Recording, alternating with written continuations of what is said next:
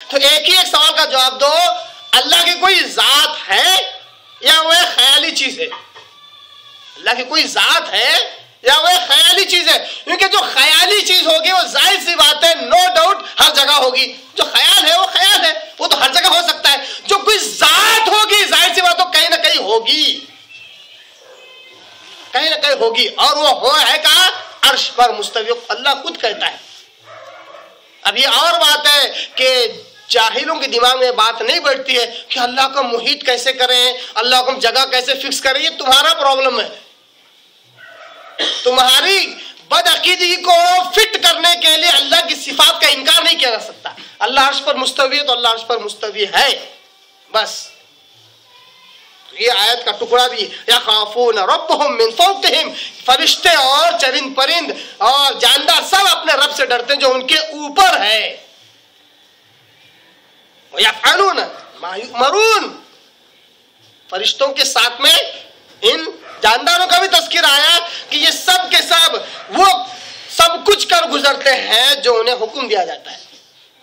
فرشتوں کی تو یہ صفت ہے ہی، جانداروں کی بھی یہ صفت ہے کہ اللہ کے حکم کے خلاف کوئی کام نہیں کرتے.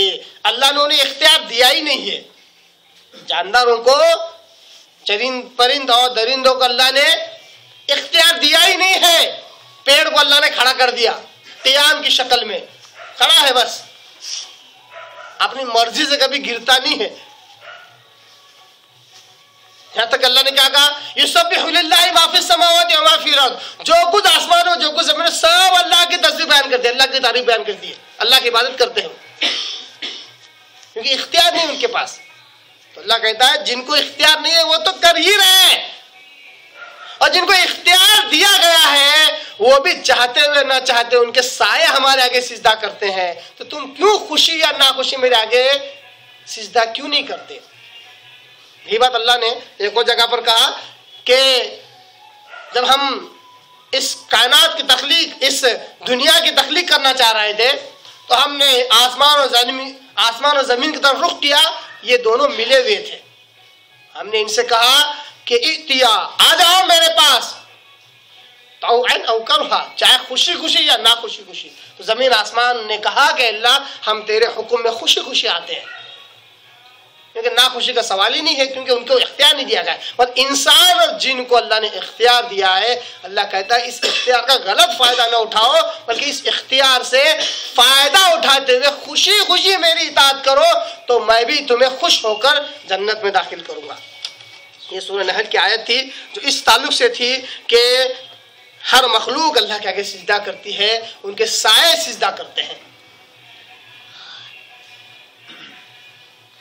اور آگے اللہ کہتا ہے قل، آیت نمبر 84 میں، قل آمنا باللہ وما انزل علینا وما انزل علی ابراہیم واسماعیل واسحاق ویعقوب والاسباط وما اوتی موسیٰ وعیسیٰ والنبیون من ربهم لا نفرق بین احد منہم ونحن له مسلمون.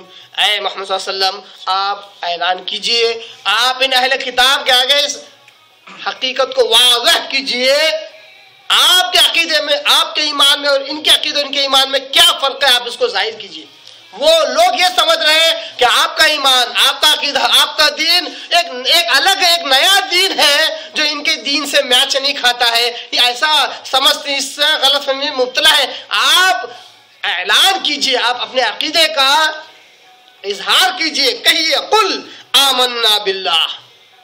اے محمد صلی اللہ علیہ وسلم آپ اور آپ کے ماننے والے یہ عقیدہ رکھیے، دعویٰ کیجئے، اس قسم کا ایمان رکھیے اور آپ کہیے آمنا باللہ، ہم اللہ پر ایمان لے آئے.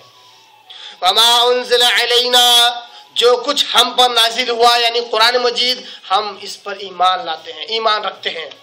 وما انزل علی ابراہیم، اور جو کچھ اللہ نے ابراہیم علیہ السلام کے اوپر نازل کیا تھا، صحیفے وغیرہ، جیسا کہ 30 پارے کی سورت سے ہمیں معلوم ہے، اس پر بھی ہم ایمان لاتے ہیں. جو کا تو وہ اسماعیل، اور اسماعیل علیہ السلام کے اوپر اللہ نے جو کچھ نازل کیا تھا اس پر بھی ہم ایمان لاتے ہیں. وہ اسحاق، اور اسحاق علیہ السلام کے اوپر جو کچھ اللہ نازل کیا تھا ہم اس پر ہی ایمان لاتے ہیں. ابراہیم علیہ السلام، ان کے دو بیٹے اسحاق علیہ السلام، اسماعیل علیہ السلام، ان کے اوپر جو کچھ اللہ نازل کیا ہم اس پر ایمان لاتے ہیں. وہ یعقوب اسحاق علیہ السلام کے بیٹے، یعقوب علیہ السلام ابراہیم علیہ السلام کے پوتے، ان کے اوپر اللہ نے جو کچھ نازل کیا ہم اس پر ایمان لاتے ہیں. والاسباط، یہاں پہ اسباط سبط کے معنی اولاد کے ہیں. یہاں پر بالخصوص جہاں کہیں بھی قرآن مجید میں بنو اسرائیل کا تذکرہ کر کے اللہ نے اسباط کا لفظ استعمال کیا، وہاں پر صرف اولاد اور بچے کا معنی نہیں ہے، وہاں پر ان 12 قبیلوں کا ذکر ہے جو یعقوب علیہ السلام کی 12 بیٹی تھی جس سے 12 قبیلے نکلے، انہی کی طرف اشارہ ہے. ان کے اندر جو انبیاء آئے اس کے اوپر اللہ نے جو کچھ نازل کیا تھا اس پر بھی ہم ایمان لاتے ہیں. وما اوتی موسیٰ و عیسیٰ، حالانکہ اسباط کے اندر موسیٰ اور عیسیٰ آ چکے ہیں علیہ السلام و تسلیم، کہ یعقوب علیہ السلام ہی کی اولاد سے موسیٰ علیہ السلام اور عیسیٰ علیہ السلام. میں خاص تذکرہ اس لیے پھر سے کیا کیونکہ انہی دو لوگوں کا سابقہ تھا، ایک موسوی سے دوسرا عیسوی سے، یعنی موسیٰ علیہ السلام کے ماننے والے اور عیسیٰ علیہ السلام کے ماننے والے، اس لیے بالخصوص ان کا تذکرہ کیا گیا. ابراہیم علیہ السلام اسماعیل علیہ السلام کو تذکرہ اس لیے کیا گیا کیونکہ ان کی بڑی شان و شوکت، بڑی عزت تھی ان یہودیوں اور عیسائیوں کے پاس، بڑی شان کے ساتھ ان کا نام لیتے تھے، تو ان کا بھی تذکرہ ہوا. پھر موسیٰ اور عیسیٰ علیہ السلام کا بھی تذکرہ ہوا، کہا کہ ان پر جو کچھ اللہ نازل کیا اس پر بھی ہم ایمان لاتے ہیں. وَالنَّبِيُّونَ مِن رَبِّهِمْ، جتنے انبیاء اللہ کی طرف سے آئے ان سب کے اوپر جو کچھ نازل ہوا ہم اس پر بھی ایمان لاتے ہیں. یہ ہے ہمارا ایمان. گویا کہ اللہ پاک تعالیٰ نے مسلمانوں سے یہ کہلوایا، آپ صلی اللہ علیہ وسلم سے کہلوایا کہ تم اپنا ایمان، اپنا عقیدہ ان کے آگے ظاہر کرو کہ دیکھو تمہارے پاس جو ہے اس پر بھی ہم ایمان لاتے ہیں، تو تم ہمارے پاس جو ہے اس پر ایمان کیوں نہیں لاتے؟ اگر تم ابراہیم علیہ السلام سے لے کر یہودی لوگ ابراہیم علیہ السلام سے لے کر موسیٰ علیہ السلام تک جو کچھ نازل ہوا اس پر ایمان لا سکتے ہو، اور عیسائی لوگ ابراہیم علیہ السلام سے لے کر موسیٰ علیہ السلام تک جو کچھ نازل ہوا اس پر ایمان لا سکتے ہو، تو اس کے بعد رسولوں کی رسالت ختم نہیں ہوئی، آخری کڑی محمد مصطفیٰ صلی اللہ علیہ وسلم ہے، تو اس پر بھی ایمان